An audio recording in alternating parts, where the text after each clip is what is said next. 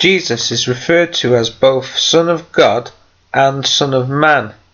Luke chapter 1 verse 35, Mark chapter 1 verse 11, Matthew chapter 12 and verse 8 and verse 40.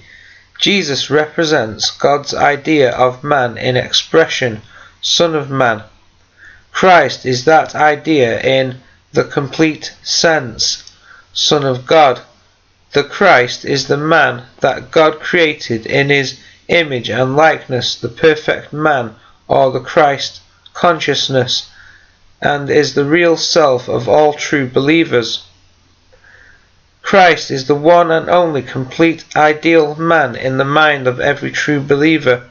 The Son of Man is the thought of this spiritual man or idea of God, and like all thoughts is subject to the limitations of its own identity. By voluntarily casting off these limitations, the man identity may come into realization of its own as the only begotten of God. So we find Jesus referring to himself both as the Son of God and the Son of Man, because he had reached a place in understanding where he realized his relation to being.